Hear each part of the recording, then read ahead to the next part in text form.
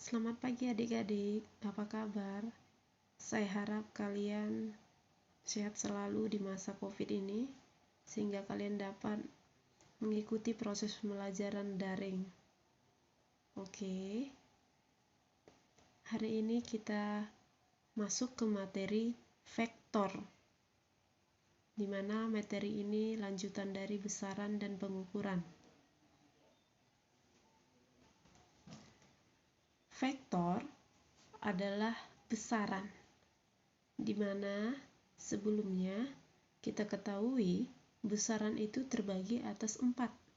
Yang pertama ada besaran pokok, yang kedua besaran turunan, yang ketiga besaran skalar, dan keempat besaran vektor, di mana besaran pokok adalah besaran yang tidak dapat diturunkan lagi, yang memiliki 7 besaran. Kemudian besaran turunan adalah besaran yang dapat diturunkan melalui dari besaran pokok. Kemudian besaran skalar, yaitu besaran yang memiliki nilai. Dan yang terakhir besaran vektor, besaran yang memiliki nilai dan arah. Sebelum masuk ke vektor, kita harus tahu terlebih dahulu konsep-konsep trigonometri untuk bisa nantinya menganalisis bagian dari vektor, di mana trigonometri itu ada kosinus, ada sinus, dan ada tangen. Dan juga ada kebalikan dari kosinus, sinus, dan tangen, yaitu kebalikan dari sinus adalah kosekant, kebalikan kosinus adalah sekant, dan tangen adalah kotangen. Sebelum kita mengupas apa itu vektor, maka di sini ada tabel yang saya buat, di mana tabel ini memiliki sudut-sudut istimewa. Nah, di mana sinus dari 0 derajat itu adalah 0, kosinus dari 0 derajat itu adalah 1, sedangkan tangen 0 itu adalah sinus per kosinus, atau 0 per 1 itu sama dengan 0. Dan sinus dari 30 derajat adalah setengah, kosinus dari 30 derajat adalah setengah akar 3, dan tangen dari 30 derajat adalah setengah akar 3, atau setengah bagi setengah akar 3, itu sama dengan 1/3 akar 3. Bisa kan? Membagikan dari bentuk akar ini, nanti setengah per setengah akar 3 ini sama dengan setengah per setengah akar 3 kali setengah akar 3 per setengah akar 3, maka hasilnya nanti 1/3 akar 3. Dan sin 45 derajat ini setengah, berarti di sini setengah akar 2, dan cos dari 45 derajat adalah setengah akar 2 juga. Nah, berapakah tangen dari 45 derajat? Sin per cos setengah akar 2 bagi setengah akar 2 itu sama dengan 1 karena mati. Nah, bagaimana sinus dengan 60 derajat? Habis setengah akar 2, setengah akar 2, berarti di sini setengah akar 3. Bagaimana kosinus dengan 60 derajat? Cos 60 derajat adalah setengah akar 3, setengah akar 2, berarti di sini setengah akar 1, atau sama dengan setengah. Kemudian tangen dari 60 derajat itu sama dengan setengah akar 3 bagi setengah. Habis nanti setengah ya, berarti akar 3. Bagaimana sin 90 derajat? Sin 90 derajat adalah 1. Kosinus 90 derajat sama dengan, sudah setengah berarti 0. Berapa tangen dari 90 derajat? 1 bagi 0 sama dengan tidak terhingga. Ini untuk sudut istimewa. Tabel ini harus kita tahu agar nantinya lebih mempermudah kita untuk menganalisis vektor nantinya kan. Kemudian apakah ada nanti sudut-sudut lain yang harus kita ketahui selain sudut istimewa ini? Oke, pasti ada nantinya. Contohnya seperti sudut 37 derajat. Contohnya sudut 30 derajat.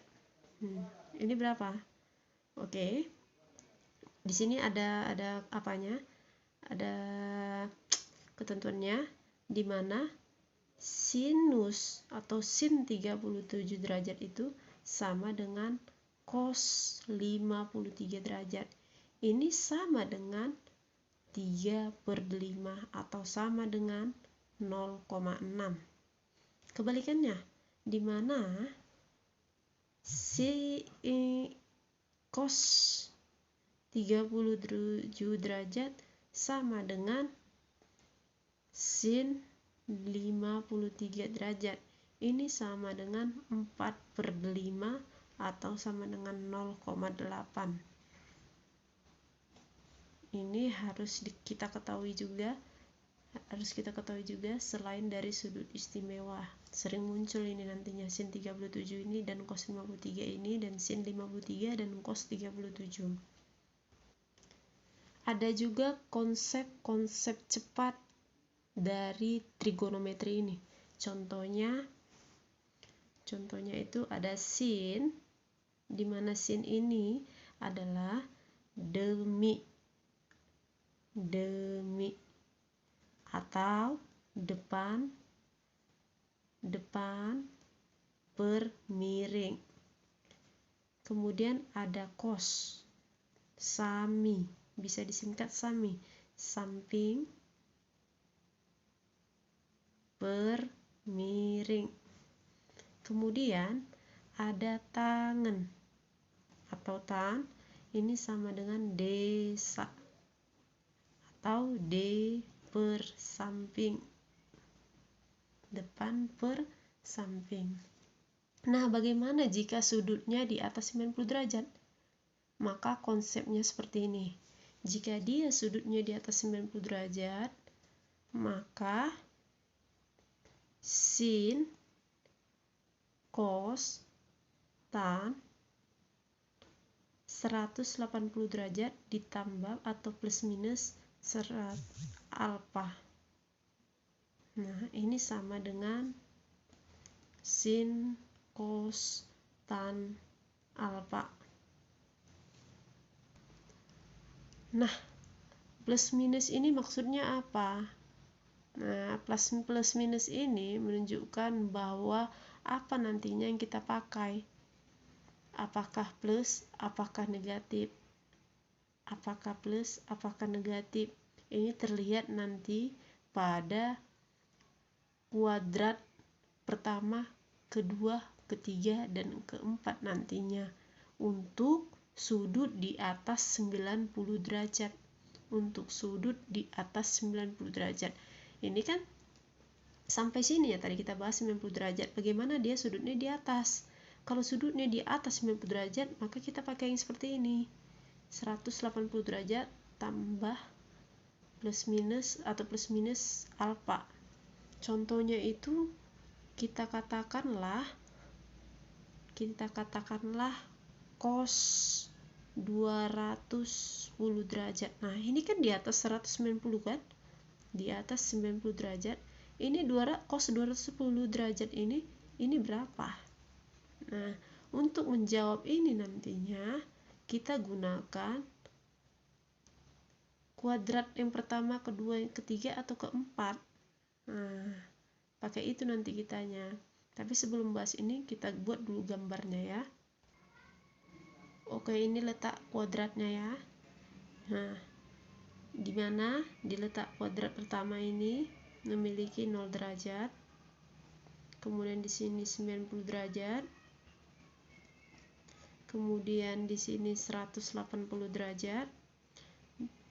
Di sini 180 tambah 90 270 derajat. 270 tambah 90 270 berarti di sini 360 derajat. 270 derajat tambah 90 sama dengan 360 derajat. Nah, pertanyaannya, siapakah yang bernilai positif dan yang negatif?